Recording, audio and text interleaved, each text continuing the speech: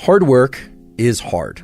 Generally, most people don't like working hard, but most people work hard in order to achieve some end goal. End goals are terrific and rewards are terrific, whether or not they are monetary, social, or any kind. Because of the way that dopamine relates to our perception of time, working hard at something for sake of a reward that comes afterward can make the hard work much more challenging and make us much less likely to lean into hard work in the future. There's a classic experiment done in which children in nursery school and kindergarten drew pictures. And they drew pictures because they like to draw. The researchers took kids that like to draw and they started giving them a reward for drawing. The reward generally was a gold star or something that a young child would find rewarding. Then they stopped giving them the gold star. And what they found is the children had a much lower tendency to draw on their own. No reward. What this relates to is so-called intrinsic versus extrinsic reinforcement. When we receive rewards, even if we give ourselves rewards for something, we tend to associate less pleasure with the actual activity itself that evoked the reward. And now understanding these peaks and baselines in dopamine, which I won't review again, this should make sense. If you get a peak in dopamine from a reward, it's going to lower your baseline, and the cognitive interpretation is that you didn't really do the activity because you enjoyed the activity, you did it for the reward. Now, this doesn't mean all rewards of all kinds are bad, but it's also important to understand that dopamine controls our perception of time.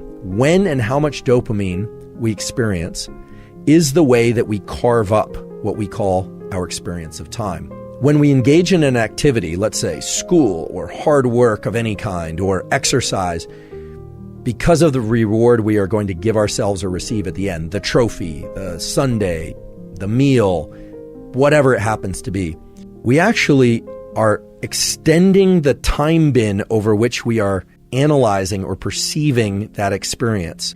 And because the reward comes at the end, we start to dissociate the neural circuits for dopamine and reward that would have normally been active during the activity. And because it all arrives at the end, over time, we have the experience of less and less pleasure from that particular activity while we're doing it. This is the antithesis of growth mindset. All of us can cultivate growth mindset.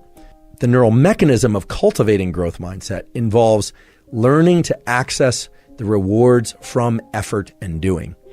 And that's hard to do because you have to engage this prefrontal component of the mesolimbic circuit. You have to tell yourself, okay, this effort is great. This effort is pleasurable, even though you might actually be in a state of physical pain from the exercise. Or I can recall this from college, just feeling like I wanted to get up from my desk, but forcing myself to study, forcing myself.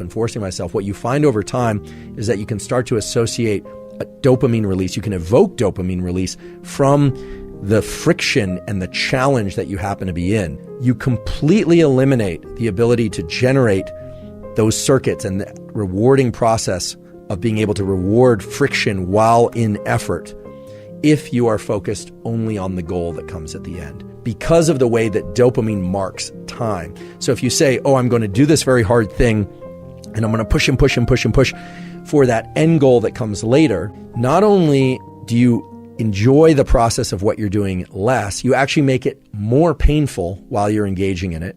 You make yourself less efficient at it, because if you were able to access dopamine while in effort, dopamine has all these incredible properties of increasing the amount of energy in our body and in our mind, our ability to focus by way of dopamine's conversion into epinephrine. But also, you are undermining your ability to lean back into that activity the next time. The next time you need twice as much coffee and 3 times as much loud music and 4 times as much energy drink and the social connection just to get out the door in order to do the run or to study. So what's more beneficial, in fact, can serve as a tremendous amplifier on all endeavors that you engage in, especially hard endeavors, is to A, not start layering in other sources of dopamine in order to get to the starting line, not layering in other sources of dopamine in order to be able to continue, but rather to subjectively start to attach the feeling of friction and effort to an internally generated reward system. And this is not meant to be vague. This is a system that exists in your mind, that exists in the minds of humans for hundreds of thousands of years, by which you're not just pursuing the things that are innately pleasurable, food, sex, warmth, water when you're thirsty, but the beauty of this mesolimbic reward pathway that I talked about earlier is that it includes the forebrain. So you can tell yourself the effort part is the good part. I know it's painful. I know this doesn't feel good, but I'm focused on this. I'm going to start to access the reward. You will find the rewards, meaning the dopamine release inside of effort if you repeat this over and over again. And what's beautiful about it is that it starts to become reflexive for all types of effort. When we focus only on the trophy, only on the grade, only on the win as the reward, you undermine that entire process. You do this in those moments of the most intense friction. You tell yourself, this is very painful, and because it's painful, it will evoke an increase in dopamine release later, meaning it will increase my baseline in dopamine. But you also have to tell yourself that in that moment, you are doing it by choice, and you're doing it because you love it. And I know that sounds like lying to yourself, and in some ways it is lying to yourself, but it's lying to yourself in the context of a truth, which is that you want it to feel better. You want it to feel even pleasurable. We revere people who are capable of doing what I'm describing. David Goggins comes to mind as a really good example. Many of you are probably familiar with David Goggins, former Navy SEAL, who essentially has made a post-military career out of explaining and sharing his process of turning the effort into the reward. Like and comment.